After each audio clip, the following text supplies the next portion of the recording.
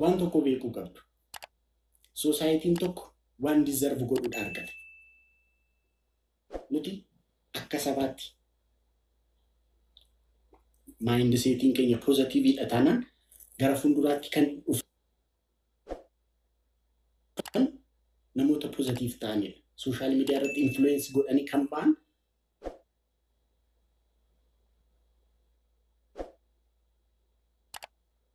society sanaati. Sinigaleera waan tan jedhu bu'aa society sanaati influencers. Influenceroota sana gara fuulduraa kan baasu ummata sana. Ummanni sun influenceroota sana yeroo gara fuulduraatti baasu maal ilaalee baasa? Maalidha? What is the amma fakkeenyaaf ana namni 2,000 na ilaalaa jira miti. Maaliif na ilaala namni 2,000? Mindinoo masfartu? Waan gaarii waan dubbadhuu fi waan hamaa waan dubbadhuu fi waan hamaa waan dubbadhuu fi yoo ta'e gara fuulduraa kan na baastan society sunis hamaadha jechuudha bakka. Ani immoo gara fuulduraa kan teessanii kan na ilaalu Oromoo afaan Oromoo haasa'an gara fuulduraa ba'an represent nu godhu. Oromoo represent godhu. Yeroo ta'anii deemanii saba biraa wajjin ta'an yeroo saba biraa wajjin dubbatan Oromoo represent godhu. Oromootu fuuldura isaan baase. Oromootu isaan ilaale. Oromootu isaan jajjabeesse. Bu'aa society Oromoo kanaati. Namoota gara fuulduraa baastan illee ilaalladha. Inni ilaalina nama arrabsu. Nama gandaan nama qodhuun diina keeti. Ilaa diina keeti haa dhugula. Namni tokko shawaarraa ka'e ilaa obboleessa koo kana na dhaga'e. Ati shawaa ta'e namni tokko shawaarraa ka'e wallaggaa arrabsataanaan siin jaalatu haa dhugu soba diina keeti. Obboleessa keessa wallaggaa faana obboleessa keessa arsii faana si ollalsiisee haa dhugu si nyaachisa haa dhugu diina keeti la.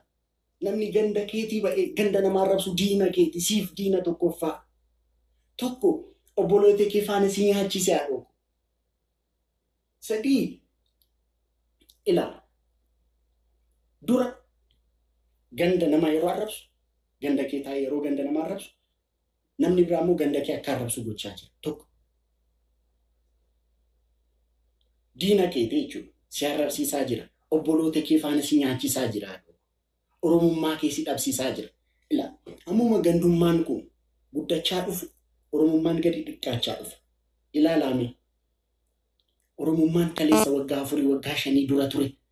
Waggaa 7 dura waggaa 6 dura bare Oromoon tokko amburraa tuqame jenna posotomnan Oromiyaan akkas taate. Oromiyaan guutuun akkas taate.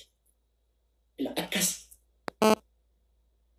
intinaatu du'e obboleessa kootu du'e jedhee kaa Oromoon hundi. Oromootu tuqame jedhee kaa Oromoon hundi. Har'a garuu gandummaan kun babal'achaa dhufee Oromummaan kun xiqqaachaa ta'e. Ammas siyaasa nan dubbisinaa. Oromummaa kana xiqqeessuun kaayyoo nama baay'eeti. Ila Oromoo waan sitti dhufaa jiru hin beektu baay'ee. Waan sitti dhufuuf jiru hin beektu kanaafidha wal nyaatta dhugaa Rabbii. Ila waan sitti dhufaa jiru hin beektu kanaafidha wal nyaatta haadhoo kola. Killi firas maali firas sin jechaa jira. Diina kees fira kees hin beektu ila. Tokkummaa kee cimsadhu. Dhugaa Rabbiin isin jedha la. Oromummaa kan xiqqeessanii laphee keenya hundarraa idda badee achi booda waan hunduu salphaadha. Oromiyaa diiguunis salphaadha. Inda diroo Haayile Sillaasee gisee kilila Afrosoo እንትን ማድረግም salphaadha. Diina kee hin beektu Oromoo. Diinni sitti qarate albeesaa qaratee dhufaa ila. Akka nuti yaannu miti baay'ee. Akka nuti yaannu miti maal akka nu yaadame hin beeknu dhiisaa. Dhiisaa dhugaa Rabbii baduuf jirra dhugaa Rabbii. Wanti baay'ee coming 5 years Oromiyaa የሚባል ክልል ላይኖር ይችላል. Sodaadha dhiisaa. Nuti wal nyaannuun keenya kana salphisaa.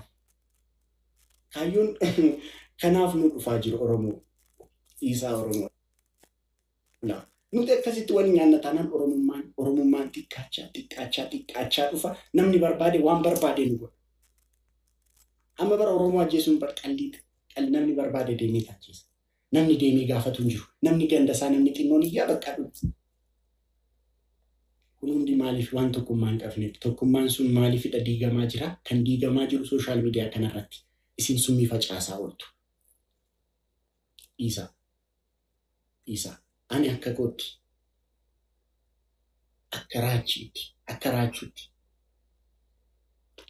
anaa waa'ee gandummaa dubbatu nan dhageessaniin beektan nan dhageessan anaa ilmoo namaa arrabsu Oromoo miti saba biraa anaa saba biraa arrabsu na argitaniin beektan nan argitan maaliif kanan godhu namni na aarsee hin jiru miti namni baay'ee akka na arrabsaa oolu nan beeka viidiyoo na ergitaniit intinaan akkas jedhee si arrabsi intinaan akkas jedhee si arrabsi naan jettu natti dhaga'amuu dhiiseetu miti Oromummaan ani itti godhadheetu kana nan gorsu an akka Oromoottan guddadhe Societiin ani itti dhaladhee guddadheetti Oromoon nama arrabsuu safuudha jedhamaan guddadhe isin eessa akka guddattan hin beeku warri nama arrabsitan so hundumti keenya tokkummaan Oromoo diigamaa jira diigama tokkummaa Oromoo kana keessatti ani harka qabaa jedhaa of ilaalaa hundumti keessan ani kanan isin gorsu kan tokkummaan Oromoo diigamaa jira isa kaleessarraa baay'ee laafaa dhufe tokkummaan Oromoo yeroo diigamu ani keessaa harka qabaa jedhaati hundumti keessan of gaafadhaa of ilaalaa harka qabdu taanaan keessaa harka keessan deeffadhaa booda gaabbitu waanuma akka sabaatti taanu argitanii hin gaabbitu hundumti keessan booda dhugaa rabbiin gaabbitu ani irra deddeebiin dubbadhu Oromoon yeroo tokko dubbata garuu hin gaabbitu hundumti keessan warra irra gandaa wal arrabsaa ooltan dhugaa rabbiin gaabbitu guyyaa sana garuu waliin hin boonyu baay'ee qixaan boonyu guyyaa sana gaafni guyyaa hamaa sun dhufee wanta gootan bu'aan gaafa guyyaatti bu'aatti lakkooftu yeroo dhufu hundumti keenya dhugaan boonyu gaafsan at least ani harka keessaan qabuun jedhu at least ani hin bo'u guyyaa sana ani personally ani hin bo'u guyyaa sana hin bo'u